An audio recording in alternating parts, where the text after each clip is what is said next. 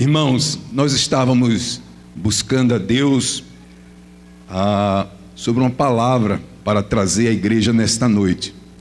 E lutei muito, mas o Senhor nos direcionou para uma palavra.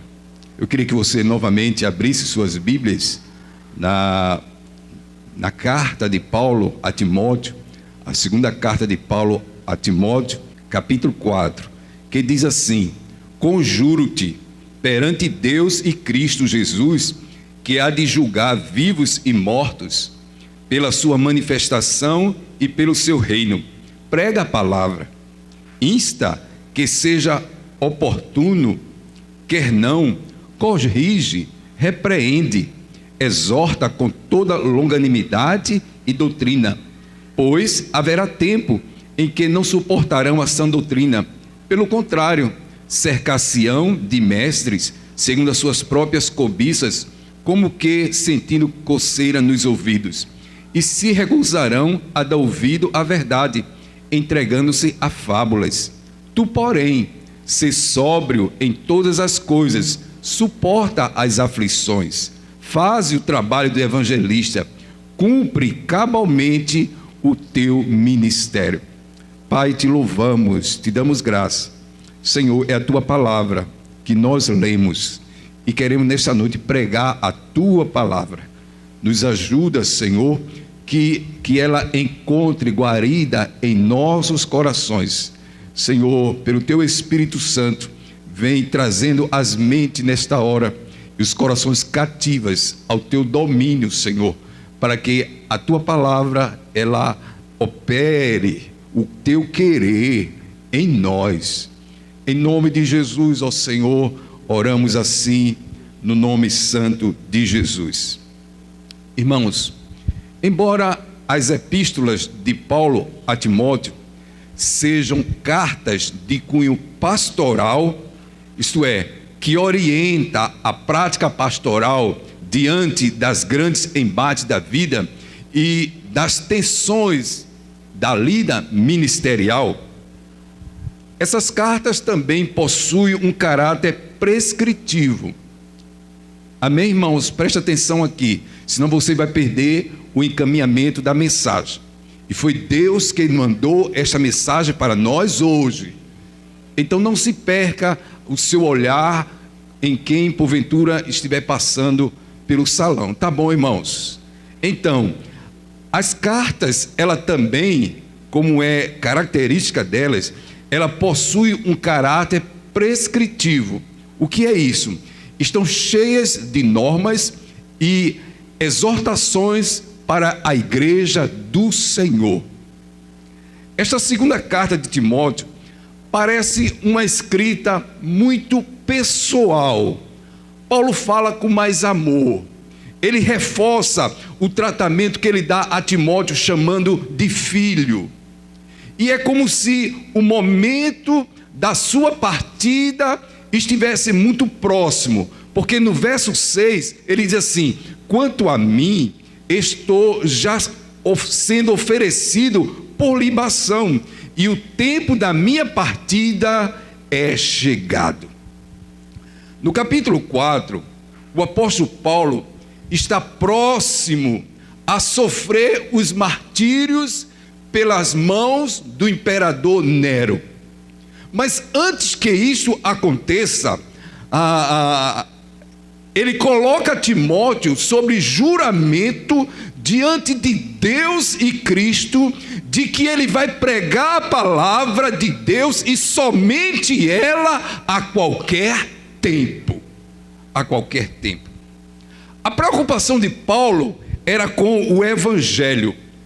Ele expressou a Timóteo a sua inquietação com o fato de que transmitisse fielmente o evangelho após a sua morte.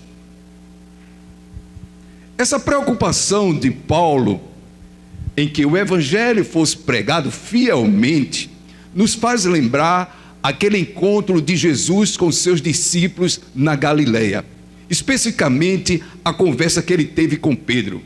Jesus chega para Pedro e diz assim: Simão, filho de João, ama-me mais do que estes outros?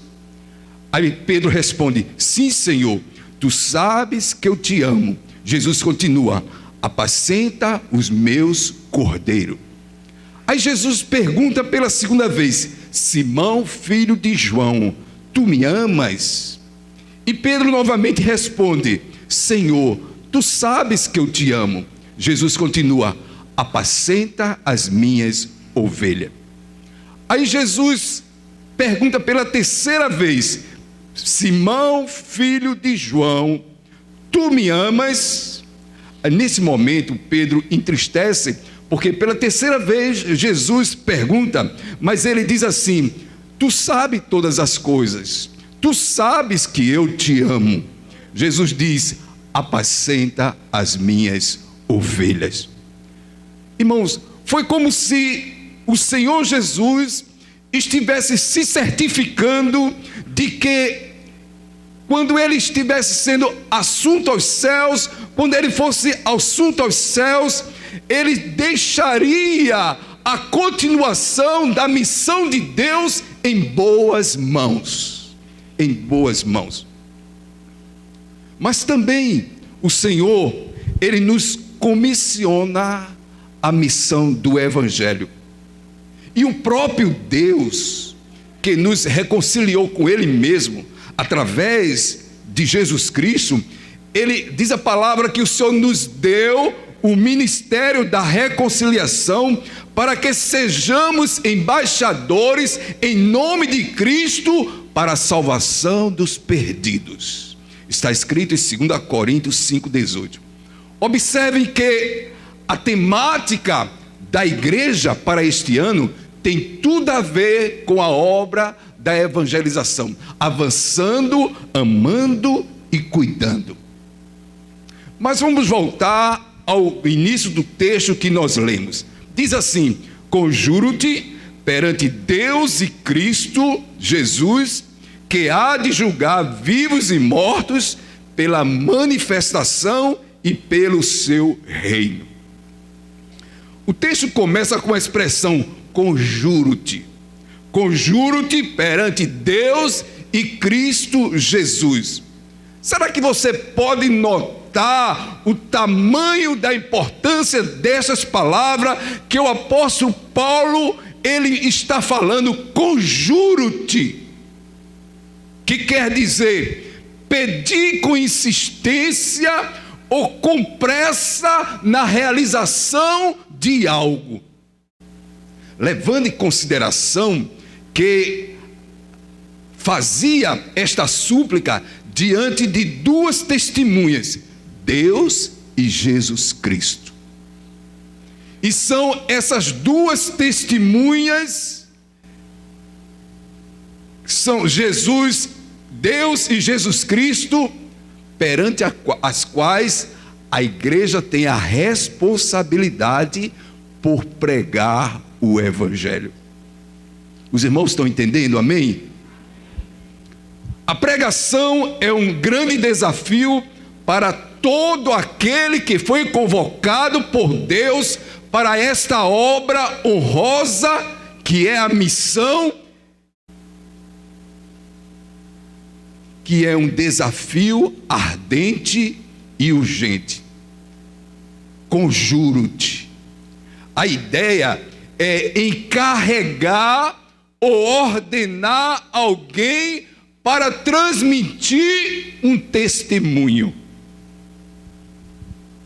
É como o que acontece com o desafio que Jesus faz aos discípulos. Ele diz assim: novo mandamento vos dou, que vos ameis uns aos outros, assim como eu vos amei, que também ameis uns aos outros. Os apóstolos estavam recebendo uma ordem de fazer e transmitir aos outros aquilo que eles receberam e testemunharam da parte do Senhor. Ele diz: assim como eu vos amei, deveis amar uns aos outros. Pois então, Timóteo precisava ter um grande temor na execução do seu dever, porque estava encarregado de cumprir a missão de Deus. Deixa eu dizer uma coisa, nós também não somos diferentes. O temor por obedecer o ID de Jesus Cristo é absolutamente necessário, como está escrito lá em 1 Coríntios 9,16, diz assim: se anuncio o Evangelho, não tenho de que me gloriar, pois sobre mim recai essa obrigação, porque ai de mim se não pregar o Evangelho. Os irmãos estão sentindo a responsabilidade, amém? Ele nos conjura, irmãos, ai de mim se não pregar o Evangelho. Ele nos conjura, já que teremos de responder sobre isso no grande dia do Senhor. Porque é Ele mesmo quem irá julgar os vivos e os mortos na sua vinda e no seu reino, como diz o verso, pela sua manifestação e pelo seu reino. Isto é, aqueles que no último dia estarão vivos e aqueles que serão ressuscitados de seus túmulos, de qualquer forma, nós haveremos de prestar conta ao Senhor quanto à obra que nos foi confiada a fazer. O verso 2, leamos o verso 2. Prega a palavra, insta, que seja oportuno, quer não, corrige, repreende, exorta com toda longanimidade e doutrina. Em outras palavras, o apóstolo Paulo estava dizendo assim: proclame a palavra, anuncie Jesus, pregue a palavra a tempo e a fora de tempo, anuncie ao mundo inteiro o Cristo de Deus que veio salvar o homem por meio do seu sacrifício. É interessante que no capítulo anterior, volta aí, irmãos, no capítulo 3, no verso 16, que diz assim: toda escritura é inspirada por Deus e útil para o ensino, para a repreensão, para a correção, para a educação em justiça, na justiça. Pois é. E agora o apóstolo Paulo, ele conclama Timóteo a aplicar no seu ministério, a proclamar com toda a força essa palavra, com todo o seu coração e com todo o seu entendimento. Ele diz que a palavra, ela é inspirada por Deus.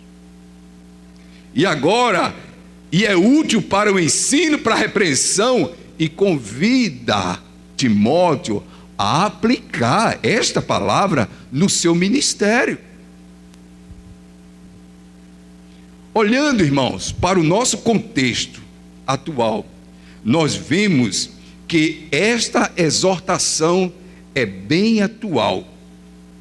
Em dias que muitos estão diminuindo a palavra, estão relativizando o seu conteúdo, estão ofuscando o seu brilho e a sua autoridade, nós que professamos a fé cristã temos a obrigação de colocar essa palavra no seu devido lugar. Precisamos resgatar a sua supremacia, porque uma coisa é eu pregar a palavra de Deus, outra coisa é eu pregar sobre a palavra de Deus. Paulo, ele ordenou a Timóteo a pregar, não ordenou a Timóteo a pregar as suas próprias palavras, nem pregar mensagens populares que viessem agradar os ouvintes. Timóteo, ele teria que pregar a palavra de Deus. A palavra, irmãos, deve ser o conteúdo da nossa pregação. É a palavra que dá autoridade a quem prega. Precisamos, sim, de uma volta ao cristianismo apostólico, onde a igreja reconhecia a supremacia das Escrituras e colocava a palavra de Deus no centro do culto, no centro da pregação e no centro da vida. E quando eu digo centro da vida, é que a palavra ela seja evidenciada na vida dos que professam o nome do Senhor. Porque, irmãos, às vezes o crente vive a palavra quando está no culto, mas quando não está, a natureza velha, ela se mostra. É briguento, não perdoa, nem pede perdão, fala e se comporta como um descrente que nunca viu, não sabe nada da Bíblia. Eu estava essa semana ouvindo o testemunho de Valéria, eu não sei se alguns lembram aqui, a ex-globeleza, que fazia abertura do carnaval da Globo. Depois da conversão dela, poucos sabem, que ela se converteu. Depois da conversão dela, ela dizendo que estava achando estranho, uma coisa estranha, o filho dela, o corte do cabelo do filho dela, o filho adolescente, uma parte era rapada, a cabeça, e aí ela foi até a escola do filho dela, e aí quando ela chegou lá, ela viu que todos os adolescentes e jovens tinham o mesmo corte. Aí ela disse para o filho dela: não, filho, não, você não pode ser igual a eles, você tem que ser referencial de um filho de Deus. A pregação do Evangelho, irmãos, é feita, eu prego o Evangelho não só com o meu falar, eu prego o Evangelho também com o meu comportamento, com as minhas ações e até no meu calar eu prego o Evangelho. Por outro lado, não podemos sonegar a palavra, isto é, deixar de pregar. Sonegar a palavra é privar as pessoas de conhecerem a graça de Deus. É ficar com a mensagem do Evangelho só para nós, como pensavam os judeus no primeiro século, que o Cristo havia se revelado apenas para a nação de Israel e não para os outros povos. Reter a mensagem da salvação é uma atitude cruel perante os perdidos, uma vez que a fé vem pelo ouvir, e o ouvir a pregação da palavra de Deus. Deus chama as pessoas para serem salvas por meio da palavra, e é por isso que não podemos nos calar. A palavra de Deus, ela é poderosa, ela tem vida em si mesmo. A palavra de Deus é a divina semente que, semeada, faz brotar em qualquer solo, sobretudo na boa terra, que faz produzir a 30, a 60 e a 100 por 1. A palavra de Deus, ela nunca volta vazia, sempre cumpre o seu propósito para o qual foi designado. Neste versículo, irmão, nesse versículo 2, que estamos falando, nós encontramos 5 imperativos, isto é, 5 ordens para a igreja. A primeira, veja aí, começa assim: prega. Prega é a primeira e grande tarefa básica da transmissão do evangelho, como fazia Paulo. Está escrito lá em 1 Coríntios 15:3, diz assim: antes de tudo, vos entreguei o que também recebi, que Cristo morreu pelos nossos pecados, segundo as Escrituras, e que foi sepultado e ressuscitou ao terceiro dia, segundo as Escrituras. Isso significa a nossa missão de anunciar publicamente o Evangelho. Pregar indica o ministério público do pregador, ou como foi colocado aqui pelo irmão Sandro, do missionário. Diga: eu sou um missionário. Oxi, quem foi que falou? Parece só 3, Sandro. Vamos lá, quem é missionário? Eu sou um missionário. Agora, aleluia.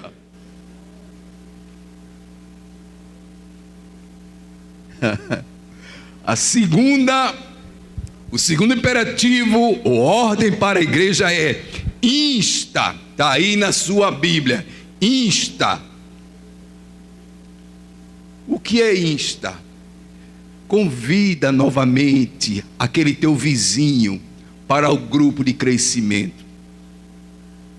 Insiste com frequência com aquele amigo para que se converta ao Evangelho. Solicita insistentemente. O crente precisa estar pronto, preparado, ser incansável no cumprimento do seu ministério. Deve usar de sabedoria para falar quando for oportuno e quando não for oportuno. Precisa de sabedoria. A terceira palavra que a gente vê aí, ou ordem, é corrige. Pregar a palavra, irmãos, a palavra de Deus, nem sempre agrada aos ouvintes, porque às vezes nos leva a frisar as suas falhas e os seus pecados. Mas mesmo assim, a palavra de Deus está dizendo: prega a palavra, mas faça com longanimidade. Faça com longanimidade.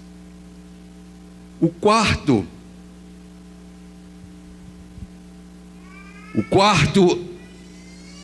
imperativo que vem nesse versículo é repreende.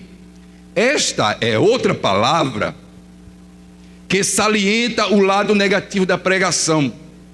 Os falsos mestres, com suas doutrinas errôneas, elas devem ser combatidas. E também aqueles que já são crentes, que estão vacilando na sua prática cristã, devem ser advertidos. É por isso que a Bíblia diz: repreende. E finalmente, o terceiro imperativo ou ordem é exorta, que foi traduzido para confortar e suplicar.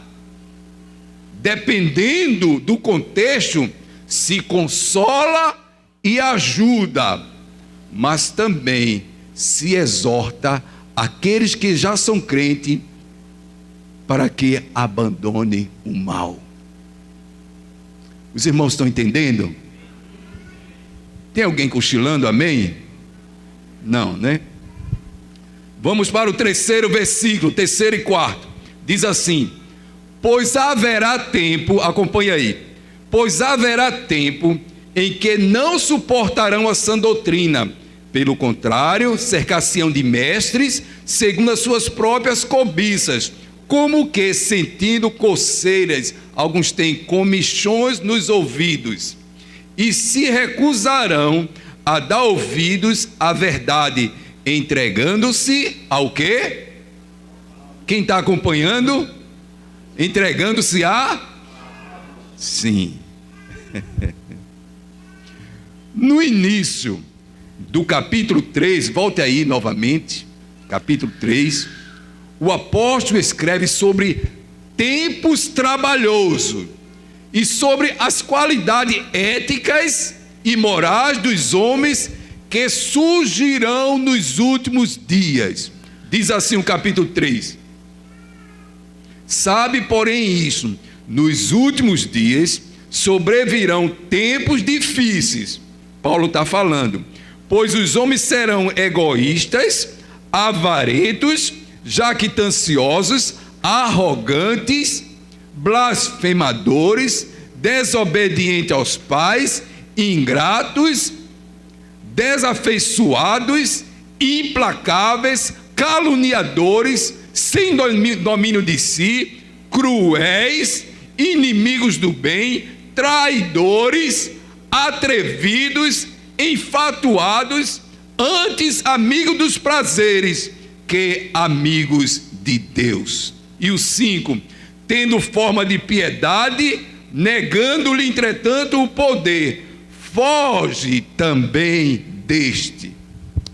Veja, irmãos, da mesma forma, neste ponto, o escritor aponta novamente para um tempo escatológico em que mostra as gerações futuras, nas gerações futuras, os tipos de ouvinte e espectadores, tanto do evangelho quanto das heresias pregadas e ensinadas pelos falsos mestres.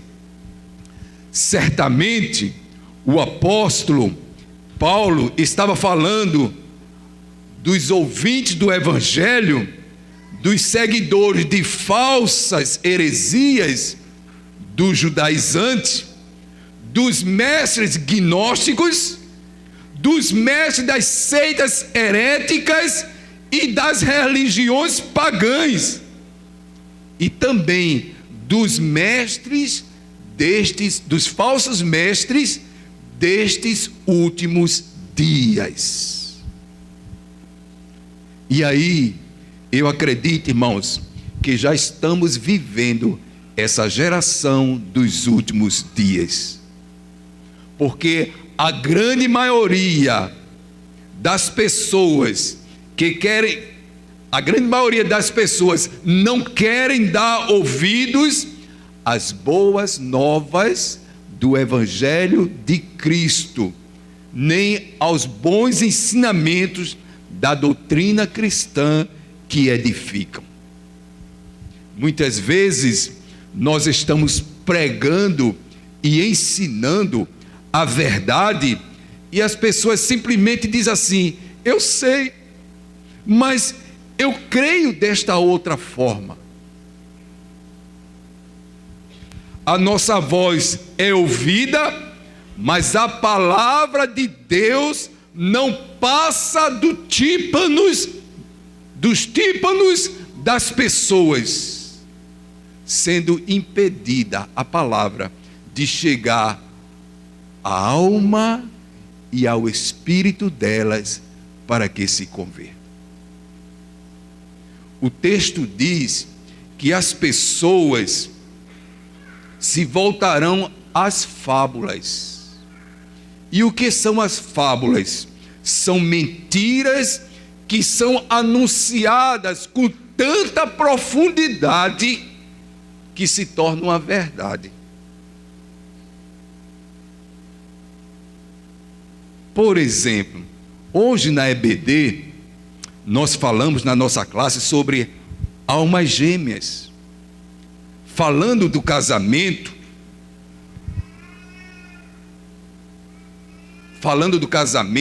muitas pessoas acham que Deus criou exatamente uma pessoa para ser o seu cônjuge,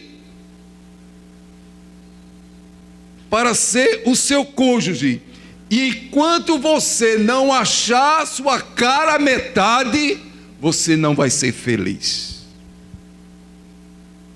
Eu quero dizer, irmãos, que embora isto esteja na cabeça de muita gente, isto é um conto da mitologia grega, que dizia que o homem foi criado com 4 pernas, com 4 braços, uma cabeça com 2 caras, um monstrinho, né? E aí, Zeus, o bambambam lá do Monte Olimpo, né?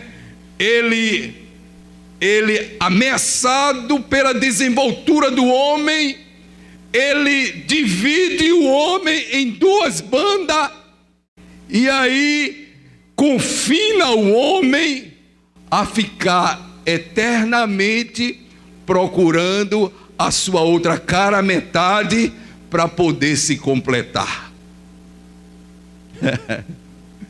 Eu quero dizer, irmãos, que essa é outra mentira do diabo para o que o homem não assuma as suas culpas e responsabilidades sobre o sucesso ou insucesso do casamento.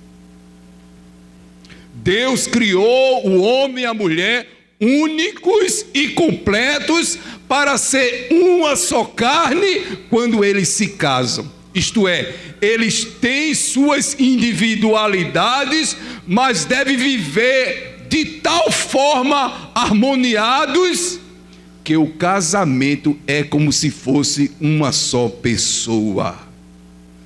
Amém, irmãos? Você tem alguma dúvida disso? Aleluia. As fábulas eram empregadas pelos judaizantes para tentarem manipular as profecias messiânicas, procurando distorcer as verdades das Sagradas Escrituras com o objetivo de combater o crescimento do cristianismo e a aceitação de que Jesus de fato era o Messias. O propósito das fábulas é afastar as pessoas da verdade para que elas se apeguem aos mitos, à mentira. Vamos ao verso 5, e é o último nosso ponto, que diz assim: tu, porém, sê sóbrio em todas as coisas, suporta as aflições, faz o trabalho do evangelista, cumpre cabalmente o teu ministério. Aqui está o apelo a Timóteo, como ministro ideal do evangelho, que não segue os falsos ensinamentos e a maneira de viver dos hereges. O trabalho do servo tem várias partes. Ele deve pregar a palavra, redarguir ou argumentar, repreender e exortar. Ele deve ser muito diligente e cuidadoso. Ele deve instar a tempo e a fora do tempo. Ele deve ser sóbrio em tudo, procurar uma oportunidade para fazer sempre o bem, não deixar escapar a oportunidade por meio de negligência e estar atento ao seu trabalho. O servo também deve estar atento às tentações de Satanás para não se distrair. Zelar pelas almas daqueles que foram confiados a você. Ele deve, inclusive, contar com as aflições, suportá-las e tirar o máximo proveito delas. Aleluia. Para concluir, irmãos, Sejamos, pois, a tocha reluzente da verdade, servindo a Deus e a sua igreja com todo amor e dedicação. Que Deus nos dê graça de sermos esses instrumentos para a fiel pregação do Evangelho. Que o Senhor também fortaleça nossas vidas frágeis e nos capacite as nossas mãos para esta santa e divina peleja. Que Deus nos abençoe.